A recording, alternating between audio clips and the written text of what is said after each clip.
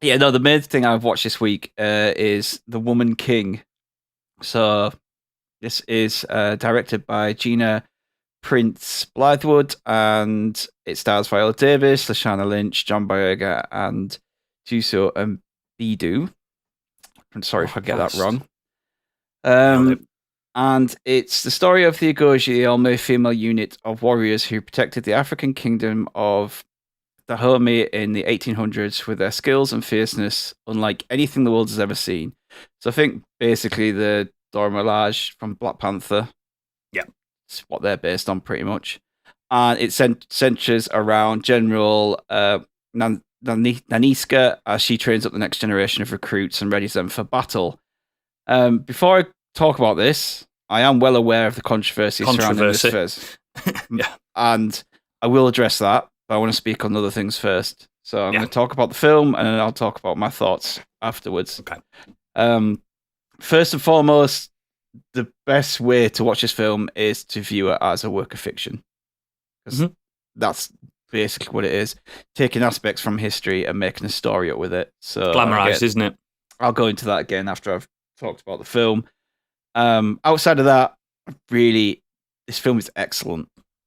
If you just look at this as a film, as a work of fiction, as a story, taking inspiration from these women warriors and then making a story up about them, it's phenomenal. It's gorgeous. The set designs and costumes are amazing. The cinematography is fantastic, and the performances are just unreal. Viola Davis is just absolutely spectacular. She's great anyway. She's 57 years old. She don't and when look you it. see it in this film, age means fuck all. This is a woman that if I was fighting her, I would. This woman's gonna fuck me up. Like she's so powerful and commanding in this film. Like she's absolutely amazing. Like it's one of those ones where I'm not watching Viola Davis here. I'm watching the character, like full on. Like I'm engrossed with the character here. She is probably I'd say 100% going to get an Oscar nod, and probably right now the front runner to win it.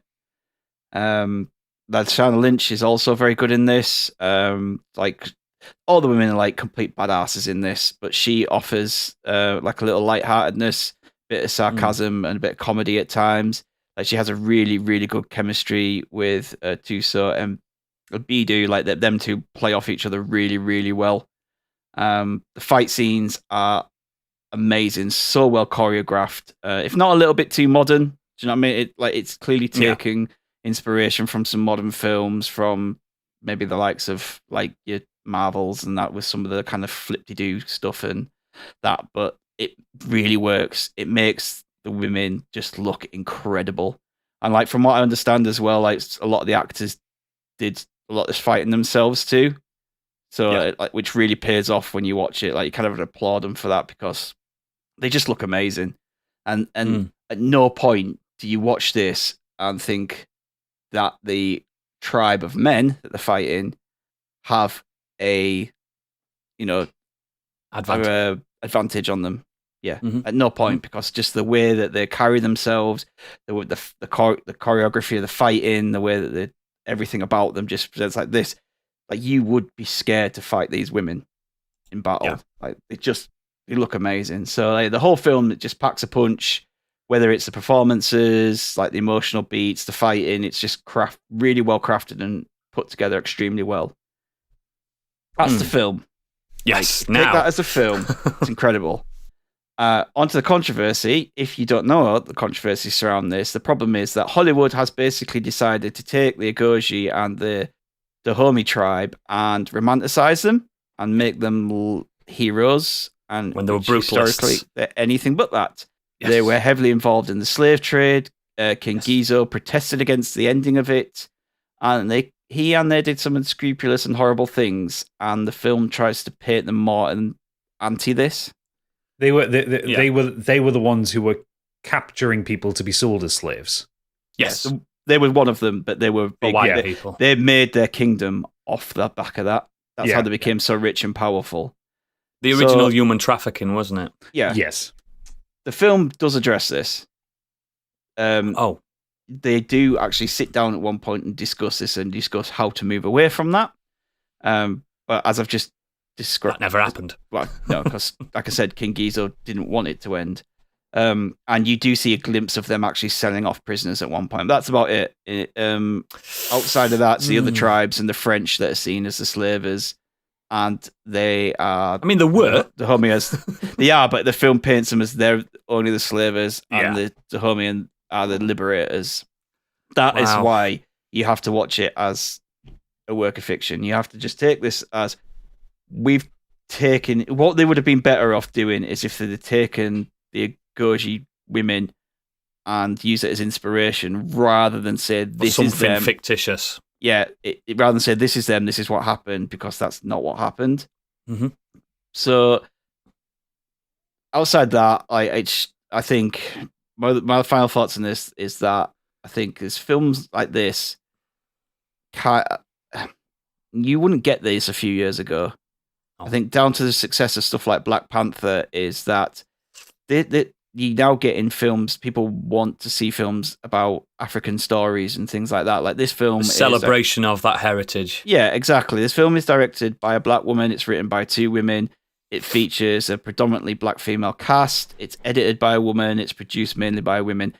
Good. I just don't think I think something like Black Panther, just because of the type of film it was and who it was catering for, mainly was like that's kind of really helped these stories, and that's a good thing. Like outside of the controversy, this is a step in the right direction. People are now willing to put money and production behind these kind of projects.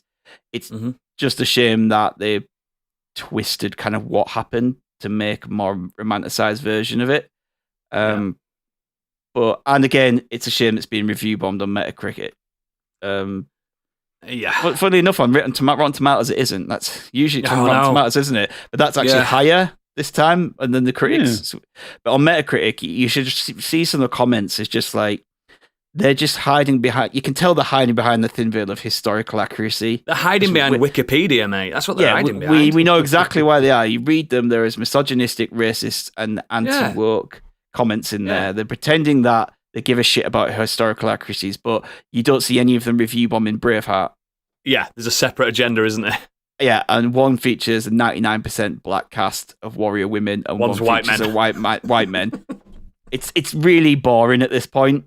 It's dull. If you watch the film and you have criticisms of the film and the storytelling and everything about that, and maybe the way that they've kind of glamorized analysis rather than perfectly fine. Give me a good reason, but when your reason is just like this is woke propaganda and racist and stuff, it's just like it's just so thin and obvious. So just, ugh.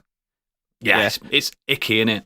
Yeah, it's been well received. It's in my top 10 films of the year. If you can go into this film and kind of put all the shit to the side and just watch it, treat it as a work of fiction, then you'll really enjoy it. It's a really, really good film.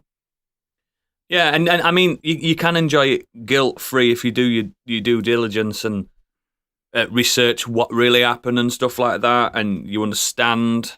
So regardless, it's like you say, it's a work of fiction. Yeah, that's the best way to do it. Because I knew about all of it going into it. Of course. Of course. This is what I were reading the other day, where someone said, it's absolutely Oscar-worthy, but due to controversy, it probably won't.